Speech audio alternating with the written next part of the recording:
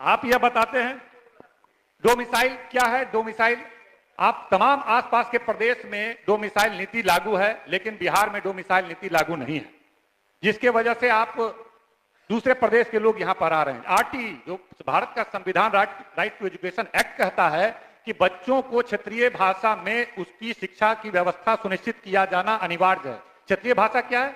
हमको बंगाल में नौकरी हो जाए, वो बंगाली बच्चे को मैं कैसे पढ़ा सकता हूं? बंगाली, हमको बंगाली नहीं आता है, उसको हिंदी नहीं आता है, हमको महाराष्ट्र में हो जाए, हमको कहीं और हो जाए, हम कैसे पढ़ा सकते हैं? तो संविधान का उल्लंघन करते हुए बहाली यहां पर हुआ, इसलिए डोमिसाइल लागू होना चाहिए। हम लोग उस वक्त साथ में थे, हम लोग का यह कहना था कि डोमिसाइल लागू होना चाहिए यहां, लेकिन नहीं किया। तरफ हम शिक्षा विभाग पर सबसे ज्यादा सरकार ने खर्च किया है और सरकार ने शिक्षा विभाग पे खर्च किया, लेकिन आज शिक्षा विभाग के बारे में भारत सरकार का तमाम जो है वो क्या बताता है? नीति आयोग क्या बता रहा है? सस्टेनेबल जो डेवलपमेंट गोल है, SDG जिसको कहते हैं, वह क्या बता रहा है? बता रहा है कि 100% में 32% मिलता है, मतलब 33% पास होने के लिए होता है, मतलब ये फिसड्डी है। आज बिहार में शिक्षा के मामले में सबसे ज्यादा पिछड़ापन बिहार में है, जबकि सबसे ज्यादा बजट दिया जा रहा है।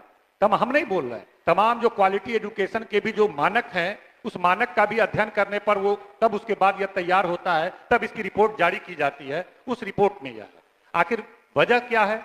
इतने पैसे खर्च करने के बावजूद क्वालिटी एजुकेशन नहीं है। हमारे यहाँ जो मिडिल स्कूल में नाम लिखाते हैं, प्राइमरी स्कूल में, मिडिल स्कूल में आते आते 20% बच्चे नामांकन ड्रॉप आउट हो जाते हैं, हाई स्कूल आते आते फिर 20% हो जाते हैं, उससे ऊपर 87% बच्चे हमारे यहाँ जो है उच्च शिक्षा प्राप्त नहीं किए। ये देश में सबसे ज्यादा है कि लगभग 87% से एबव बच्चे हैं जो उच्च शिक्षा प्राप्त नहीं करते हैं।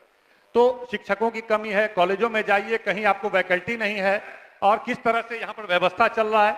हमारे नेता जब 20 में चुनाव लड़ रहे थे, उन्होंने कहा कि भाई हम आएंगे तो तमाम 10 लाख रोजगार देंगे। तो रोजगार केवल नौकरी देना और उनके जीवन यापन की व्यवस्था करना उद्देश्य नहीं था। नौकरी देने का मतलब है कि सेवाएं उपलब्ध कराना। अगर 5 लाख लोगों को नौकरी मिला, उससे 50 लाख और करोड़ों बच्चे, जो गरीब दलित के बच्चे जो सरकारी विद्यालयों में पढ़ रहे हैं, उनको गुणवत्तापूर्ण शिक्षा मिलेगा। यह उद्देश्य था। यह उद्देश्य नहीं था कि 5 लाख लोगों को रोजगार मिले।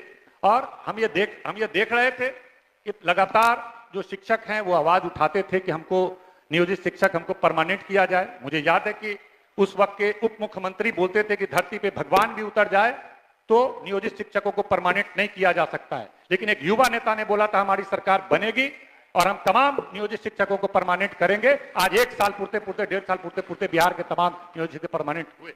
तो ऐसे, तो इसके लिए आप